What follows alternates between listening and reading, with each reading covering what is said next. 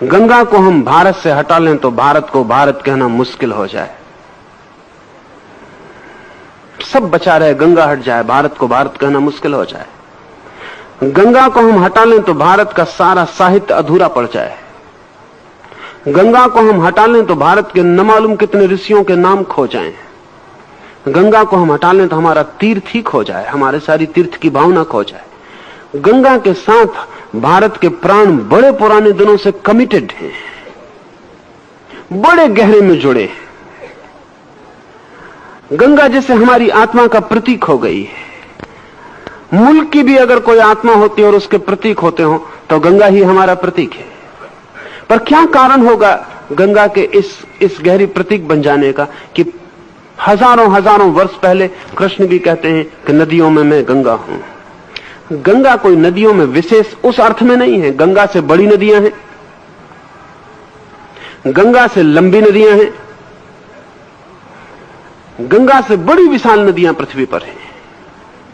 गंगा कोई लंबाई में, विशालता में, चौड़ाई में किसी दृष्टि से कोई बहुत बड़ी गंगा नहीं है, कोई बहुत बड़ी नदी नहीं है। ब्रह्मपुत्र है और अमेज़न है और वांगहो है और सैकड़ों नदियां हैं जिनके सामने गंगा फीकी पड़ जाए।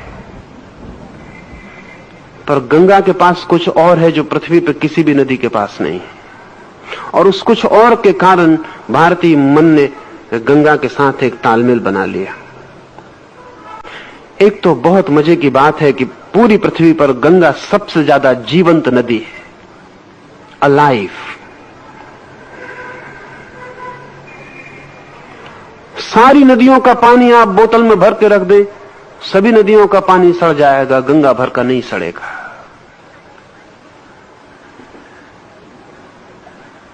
केमिकली गंगा बहुत विशिष्ट है।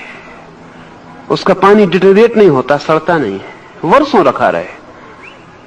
बंद बोतल में भी वो अपनी पवित्रता और अपनी स्वच्छता कायम रखता है।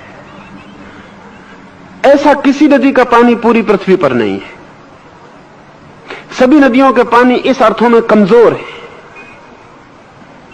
गंगा का पानी इस अर्थों में विशेष मालूम पड़ता है, उसका विशेष केमिकल गुण मालूम पड़ता है। गंगा में इतनी लाशें हम फेंकते हैं, गंगा में हमने हजारों वर्षों से लाशें बहाई हैं। अकेले गंगा के पानी में सब कुछ लीन हो जाता है, हड्डी भी। दुनिया की किसी नदी में वैसी क्षमता नहीं। हड्डी भी पिघल के लीन हो जाती है और बह जाती है, और गंगा को अपवित्र नहीं कर पाती। गंगा सभी को आत्मसात कर लेती है, हड्डी को भी। कोई भी दूसरे पानी में लाश को हम डालेंगे, पानी सड़ेगा। पानी कमजोर और लाश मजबूत पड़ती है। गंगा में लाश को हम डालते हैं, लाश ही बिखर जाती है, मिल जाती है अपने तत्वों में। गंगा अछूती बहती रहती, उस पर कोई प्रभाव नहीं पड़ता। गंगा के पानी की बड़ी केमिकल परीक्षाएं हुई हैं वैज्ञानिक, और अब तो यह वैज्ञानिक रूप से सिद्ध हो गया कि उसका पानी असाधारण है। ये क्यों है असाधारण, ये भी थोड़ी हैरानी की बात है, क्योंकि गंगा जहां से निकलती है वहां से बहुत नदियां निकलती। गंगा जिन पहाड़ों से गुजरती है वहां से कई नदियां गुजरती।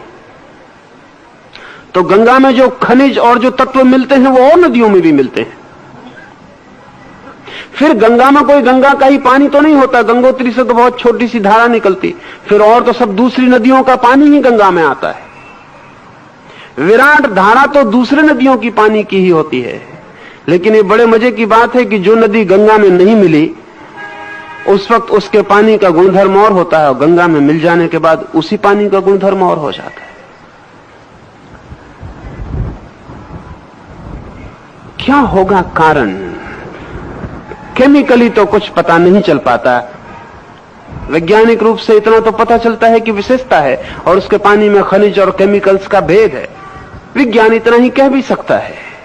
लेकिन एक और भेद है, वो भेद विज्ञान के ख्याल में आज नहीं तो कल आना शुरू हो जाएगा, और वो भेद है गंगा के पास लाखों लोगों का जीवन की परम अवस्था को पाना,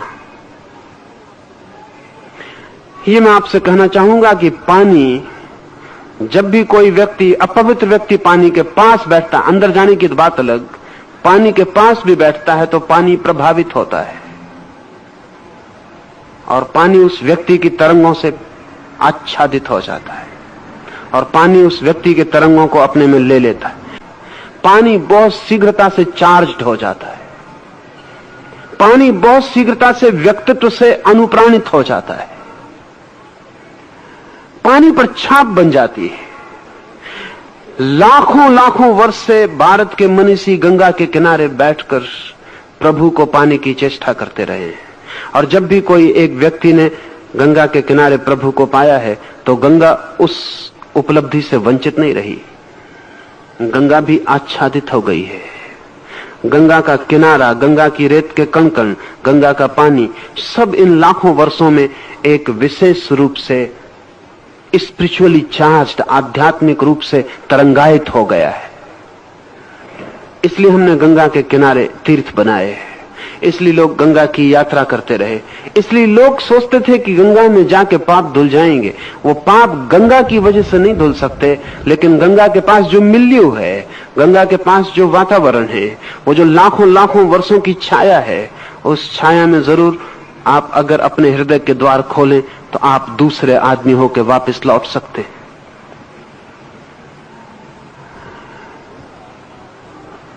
गंगा एक आध्यात्मिक यात्रा भी है, एक नदी ही नहीं।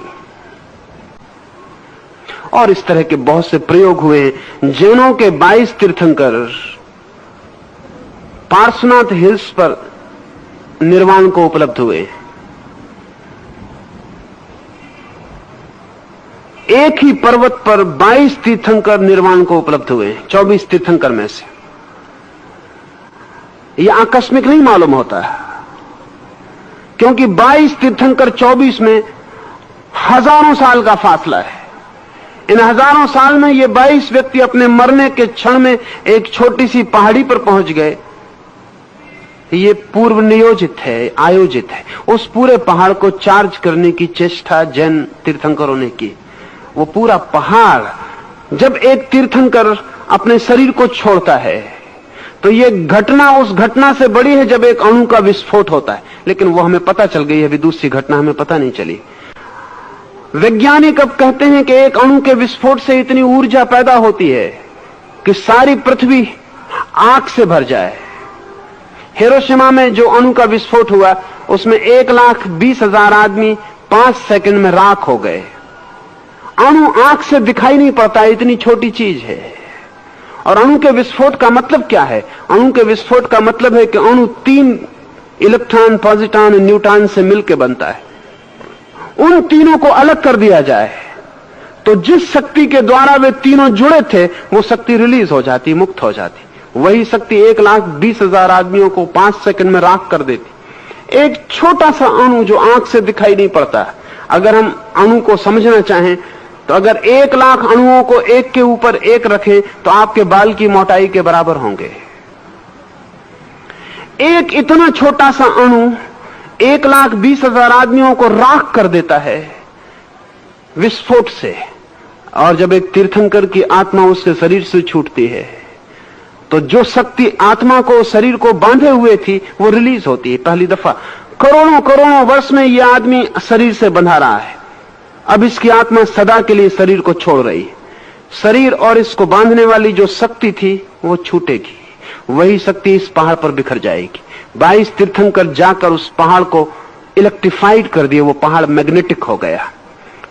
फिर इसके बाद लाखों वर्षों तक लोग उस पहाड़ की तीर्थयात्रा करते रहे इस आशा में कि वो मैग्नेटिज्म, वो चुंबक उनके प्राणों को भी छू ले और स्पर्श कर ले। जैसा जैनों ने प्रयोग किया है पार्श्वनाथ हिल्स पर, ठीक वैसा ही प्रयोग हिंदुओं ने गंगा के किनारे किया है। सच में जिसका हृदय रूपांतरित हुआ हो और परमात्मा के लिए समर्पित हो गया हो, वो सारा वातावरण उससे प्रभावित हो जाता है। कण कण उनके प्रभाव को पी लेता है, आत्मसात कर लेता है। कृष्ण कहते हैं मैं नदियों में गंगा हूं। गंगा साधारण नदी नहीं है, एक आध्यात्मिक यात्रा है और एक आध्यात्मिक प्रयोग। लाखों वर्षों तक लाखों लोगों का उसके निकट मुक्ति को पाना, परमात्मा के दर्शन को उपलब्ध होना, आत्म साक्षात्कार को पाना, लाखों लोगों का उसके किनारे आकर अंतिम घटना को उपलब्ध होना, वे सारे लोग अपनी जीवन ऊर्जा को गंगा के पानी पर उसके किनारों पर छोड़ गए। इसलिए कृष्ण कहते हैं कि मैं नदियों में गंगा हूं। और हे अर्जुन, सृष्टियों का आदि, अंत और मध्य मैं ही हूं।